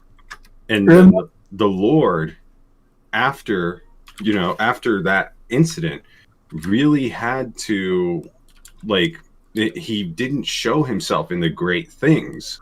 He showed himself in the smallest way. And that's not to say that God doesn't show himself in great ways to us, but it's the fact that if you really want to see how your life will change by practicing your faith, by trying to grow in sanctifying grace and holiness and building a community, you can't look at these larger ideals. You have to see providence working in your daily life, which is hard because it means you have to be attentive to the way that the Lord is calling you. But that's the idea of subsidiarity, right? So if you boil it down, what's the idea of subsidiarity? It's not about, look, there are many, many saints in the Catholic Church, and I'm a cradle Catholic. I make no qualms about that. Of course, at one point in my life, I walked away from the church and I came back. But the reality is there are many saints, and not every one of those saints is a big feast day, right? We have many feasts. Even today. Today is the feast of St. Augustine, right? But it's not considered a great feast, right? So we still can retain our abstinence and everything else. There's only 3, and really, I mean, if you want to boil it down, there's 5, but there's only really 3 things that require you to be a saint. And if you follow those things in your life, and of course you will fray from those things. St. Augustine himself frayed from those things in his life. Okay, he was a womanizer at one point. He had a child out of wedlock at one point. He had all these things that were going wrong. He was a pagan, but he's still a saint. But why? Because it boils down to the idea of subsidiarity. And that's one of the things that is the most misunderstood thing about Catholicism, and many on the left, which Vassal and I have talked about at length. Patrick, you're saying subsidiarity. Do you mean humility? Or no. Are you saying living the faith in your life? No, subsidiarity at its whole is about looking at your community, no matter how big or how small that community may be. I live in a rural community. I live in a very, very small community. And in my particular community, I'm one of only 3 Catholics in the entire community. Everybody else is a Mormon, right? But if I live my life as a Catholic, as a shining example of Catholicism, if I show everybody what Catholicism is, I have 6 kids, we homeschool our children, we teach our children in the faith, and I'll tell you right now, for full disclosure, I have children from our neighborhood that are from Mormon families that sit in my home. I'm not going to lie. I will videotape it to prove it. That are Mormon children that say the rosary with us. Okay? Those children may not at that immediate time in their life understand, but they will go home and they will go to their Mormon, I don't know what you call those things, but what they do in Mormonism and whatever else. I live right next to one. Yeah, they'll look at what they do in Mormonism and go, at some point in their life, they'll go, wait a minute, none of this is what I've been doing for many years in this home with these people who have brought me into their home. One of the families, I'll give you an example, has 6 children.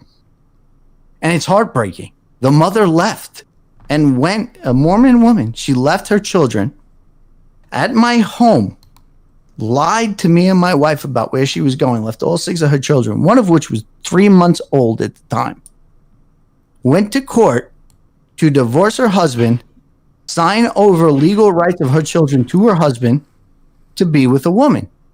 These children sit in my home, do the rosary, come into my home and see pictures of saints all over, an altar as you first walk into the home with Pope Pius and even Pope Francis right there when you walk in the house. They will grab a rosary when it is rosary time, which we do 3 times a day. Sit down with the family and do prayers that they do not know except from us teaching them. That is subsidiarity. So, Patrick, it sounds like you're telling me that you're saying subsidiarity is just living the faith in your life and being an honorable person within your community. Well, this goes back to something we were talking about earlier, and that is, the idea, distributism that we brought up earlier. The fact that we do have our particular gifts in life. Not only does that go for economical, but it means societal and spiritual as well. If Yeah. you can help somebody out spiritually, societally, if you have an extra room in your house, and provided your state and life allows it, you can offer that up for somebody. You can offer your home to be a house of prayer, a place for people to gather, a real pillar of the community. I have brought Buff, I have brought people that my wife and I grew up together. Okay, we've known each other our whole lives, and we knew the people in our community. And I have brought a woman who had a couple of children, who was addicted to heroin, who was trying to get off of it. Ultimately, she died, unfortunately. Left her children without a family. I have brought them into my home. I have bought them food. I've given them cars. It is all about being the best example of what you can be as a Catholic. And that is what Catholicism is. It's not about this idea that I go to an SSPX church. I go to an SSPX church because that is personally what I'm driven to. Okay, so when everybody says that I'm like this voice for the SSPX, it's not that I'm a voice for the SSPX. I'm a voice for Catholicism. But I'm drawn to the SSPX church for my own personal reasons, not because I feel that it's right. It's not any different than Novus Ordo or Opus Dei or FSSP or iSkip or anybody else. It's no different. The Eastern, right? Right, Eastern, those weird Eastern guys who like have married priests and all that stuff. But it's no different than any of that. And Vassal and I had this discussion, and it is cultural, right? If you were to end the schism tomorrow between the Greek and the Russian Orthodox, but if you ended that schism and you told the Greek and Russian Orthodox that you cannot celebrate your Mass that way anymore, you have to go to Novus Ordo, that would destroy them. Because they do not understand that. They do not identify with that. And it has nothing to do with race or color or creed. It has to do with a cultural difference. And that's what I think a lot of people, especially here in America, and as somebody who spends a lot of time in my life, I would say probably about 40% of my life I spend in Europe, don't understand. Americans don't understand that. They don't see that. So if you want to bring it back to BLM, back to Antifa, back to America, Americans don't understand that there is a difference and that people do, in fact, feel a different calling to certain things. So when you bring into effect Mormon children, they don't know anything else. They know Mormonism, but when they come into your home, and maybe out of those 20 children that come into my home and say the rosary, if 3 of those children grow up and say, I'm going to become a Catholic, and they become Catholics, that... Can I bring in like a personal anecdote? Yeah. Go ahead, please. I had an aunt who was Catholic, and she used to always bring in EW. She used to always play EWTN, and she helped teach me how to pray the rosary and be polite. And I was atheist, and I was raised up atheist, even though I was baptized. And now I can kind of see the fruits of it, because throughout the rest of my life, I knew what the difference of sin was.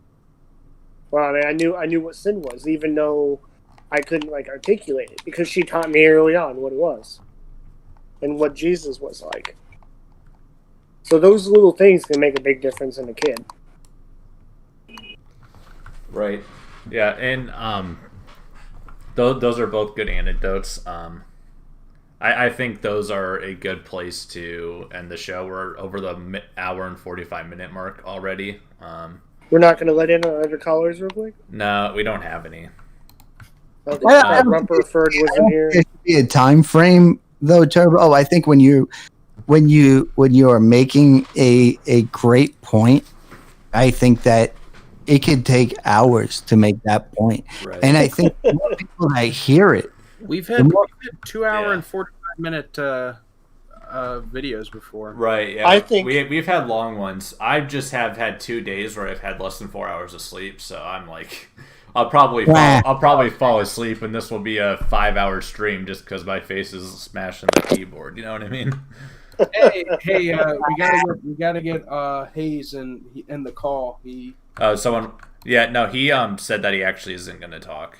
That liar. He said he was in there, but not going to talk. I'll pull him in. There was only one thing I wanted to do, and I was He's asking. coming in, so All right, I pulled Rutherford. I pulled you in. What's up? I just wanted to ask Robert one thing after this. Okay, we can do that. All right, Rupper. What's your question, my man? Oh, well, thanks for having me on. All I wanted to talk about really was going back to the thing about witchcraft. I think I mentioned this on Twitter. I teach high school, and I was talking to this girl who said that she was trying to manifest herself into people's dreams by chanting over a candle, and just picked it up off TikTok. What? And it's like regular, ordinary people, teenagers, the occult is so much more accessible now because of the internet.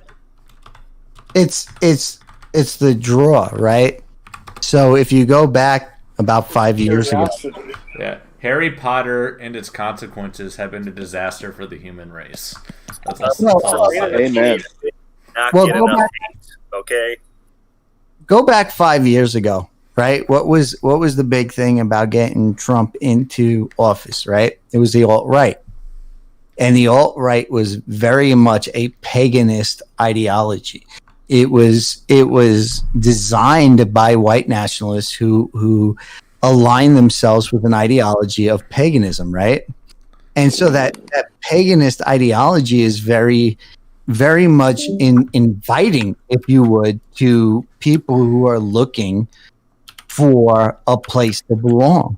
And if the Catholic Church is not a place that is inviting for these people to belong to, then they're going to gravitate toward the Harry Potter pagan world where, you have black suns and everything else inside of this. And that's what people will gravitate to because they're looking for a place to belong. And why are they looking for that place to belong? It's because they're told that who they are is bad. Who they are is to blame for everything wrong, right? And if you look at this in Catholic circles, and I'll give you the Catholic circle examples of this. Jose Mendez, he goes by the name Go Oat on Twitter, or Kev, who go by these names on Twitter, who tell people that you should hate who you are, and you should reject who you are, and you should hate everybody who identifies with who you are, and that is a very misguided thought. And Robert, I'm sure, is one of the people, and I know Vassal, who will agree with me. It is a very misguided thought of Catholicism. Catholicism has never said to reject who you are. No, absolutely not. And I mean, maybe I can speak to this in being an Eastern Catholic, that there is there's something more implicit. There's something, special and unique and to be celebrated about your cultural and ethnic heritage. And, every Catholic, every Roman Catholic even can say, Italians celebrate the Feast of St. Joseph in a way that other places don't. The French celebrate the Feast of St. John the Baptist in the way that some places don't. The Germans will celebrate Christmas Eve in the way that other places don't. And, these are all traditions that shouldn't be ignored and shouldn't be held with shame, but should rather be celebrated and continued onward. And I know in America you can have a little bit of that torch bearing of Europe, and indeed here in America we have our own traditions, but it's nothing to be ashamed of. It's nothing to say. And this kind of goes back to this idea of privilege. I don't think Catholics have any privilege in this country, regardless of their race. And I think that Morgan, or Mr. Robert Morgan or Dr. Robert Morgan, has shown that we have to fight for what we have, and that it's worth fighting for. Well, one of the things, Please tell me that was a little rambly. Yeah. no, some of the folks on here may have read or fear or despise. I don't know. Professor Adrian Vermeule and Sohab Amri, and it's been interesting watching their evolution in this discussion of nationhood. And in fact, they just recently had posted this thing talking about a Catholic understanding of nationalism.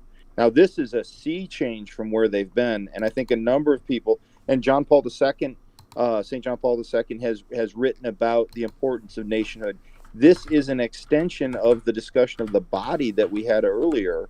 God saw fit to put you in a place with a language, with a skin, with a body. All of that is a riddle to be solved, a mystery to be understood, to help you understand about the greater, deeper realities of life, to teach you humility, to teach you love. And so this idea that our nations are not, it doesn't mean anything. Honestly, I think it's just an extension of Manichaeism. Our bodies don't mean anything. All of these things should be jettisoned and we're pure spiritual beings, which is a lie. It's just not true. Well, I mean, if you take into effect, right, this idea, right, if you go back to the Tower of Babel, right, what's the Tower of Babel? What's the story of Tower of Babel, right?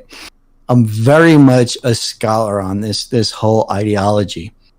And that is that the Tower of Babel really is a story against the idea of open borders, right? It's very much a biblical story stating that multiculturalism and open borders is a very bad idea and that God is rejecting this idea.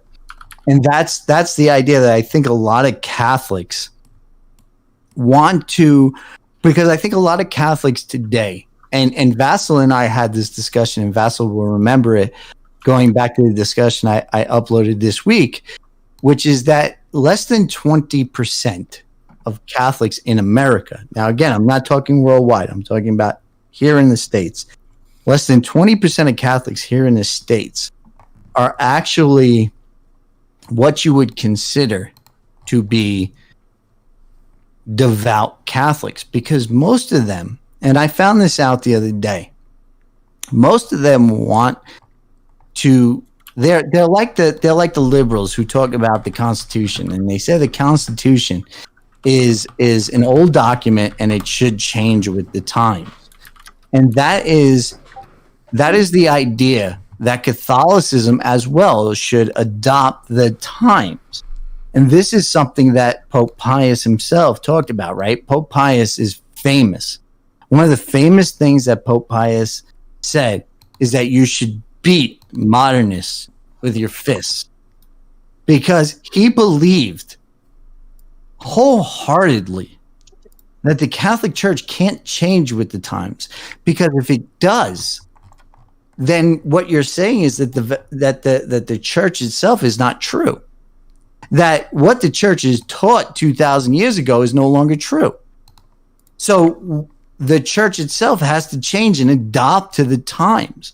And that is very much what the left Catholics, if you would, want to present to the world. They want to present this idea that the church has to adopt what the modern world wants.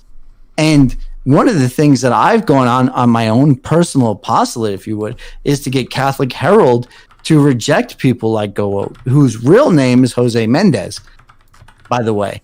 And he writes articles that the Catholic Herald publishes that are absolutely saying that the Catholic Church's teachings are wrong and they need to change.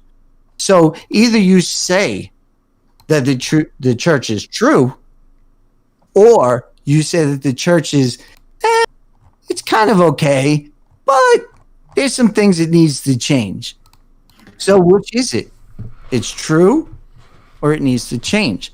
And that's where we get back to the whole discussion that we're having tonight, which is that either the church is true at its founding, which is at the time of Jesus Christ walking this earth, or when Jesus Christ was here, what he was saying was, well, it was okay during his time, but it doesn't really matter to our times because we've changed as people.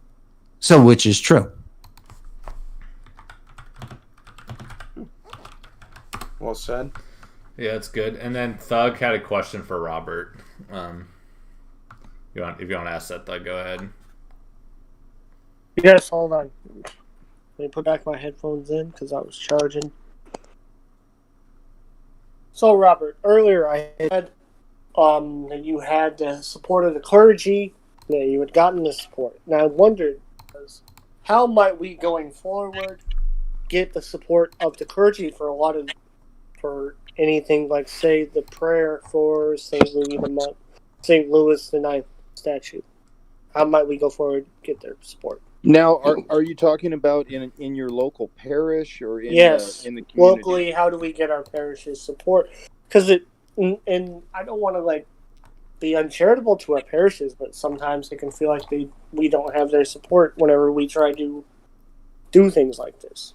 Yeah, no doubt about it. I think that in some cases, though, you might be surprised how much support you get. For instance, before we went into, essentially thought we might be going into combat on the 12th, I went to confession, and I had been to confession the week before, and I said, Father, those of us who are carrying arms want to make sure that we're in a state of grace at all times during this, because one, it helps with trigger discipline, but also if you get shot, you're in a state of grace. So, the priest actually in the confessional said that they really appreciated the fact that we were having a public witness to the faith.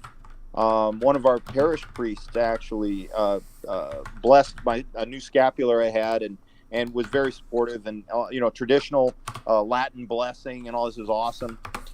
So I think you might be surprised how much support you get if you approach it first and foremost as a prayerful event, not I'm going to go out and show up, the communists. That's going to naturally occur, but the point is to pray in public. And so if you're going to have an event make sure that it's really honestly, and it's hard to do this because there's so many people competing with it, but make sure that it's actually a prayer event. And as you're being prayerful, be discussing with your confessor or your spiritual director that you're undertaking this. That would be I don't think it has to be overthought. It just has to be really Catholic. And that's the hard part. Authentically Catholic. It can't be a subterfuge. I think that the event that was organized, the initial one on the 27th that went 18 different ways of south, was not organized as an authentically Catholic event, and it was used as sort of a cover. There were some nationalist types that kind of came in and were wanting to use that, right? Well, that's what it seems like. That's hard to know because, again, I'm a nationalist. I'm a nationalist. We're not opposed to it. Thank you. That seemed like their primary goal was nationalism rather than the faith. I disagree with you. I think that might be a good place to end. However, yeah, we gotta end just because wait a minute. Yeah, wait a minute. Hey, Pat, please be quick because my ISP is gonna cut my internet soon for maintenance. So okay, I just want to address Thug's thing here. Mm-hmm. Thug, you and I disagree on this, and I think that the truth is that being a nationalist is not contrary to Catholicism at all. I don't think that at all. I think that yes, I think it's fulfilling piety to be a nationalist. Well, there are bad players, but there's bad players in anything, even in Catholicism today. I didn't say that. I said that I believe it's fulfilling piety to be a nationalist. But it depends on how you address nationalism, right? Mm-hmm. If you address nationalism from the belief that as an individual, I believe that my culture I hold more important than any other culture. That doesn't mean that I'm a racist or I'm a white nationalist or anything like that. I agree. That at all, because even as Turbo and Vassal will always say that I'm not white because I'm a Med, right? Well, I think what Thug was saying was it's because you're an African.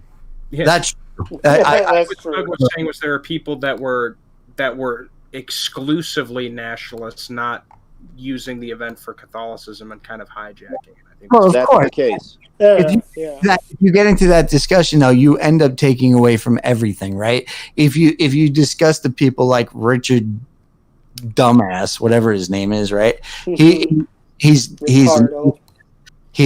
a pagan. He's all these other things that is contrary to Catholicism. In which case, that's the reason why their movement has failed. Their movement failed, and every white nationalist movement prior to that has failed because those movements had no basis in faith. But that doesn't mean that faith itself is not in some way, shape, or form a nationalist faith. Because as I've said plenty of times, and I just said it tonight, a Russian Orthodox is no less a faithful Catholic because he's a Russian Orthodox. Yes, he's less faithful because he's not in league with Rome, but it doesn't mean he's less faithful as a Catholic. Well, and I myself, I consider myself a nationalist, and I consider nationalism to be a fulfillment of the virtue of piety. Yes. So I don't know where you would think we were even going to disagree on this at all. I think it was misheard, but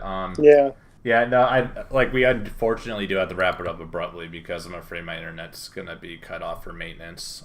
Where I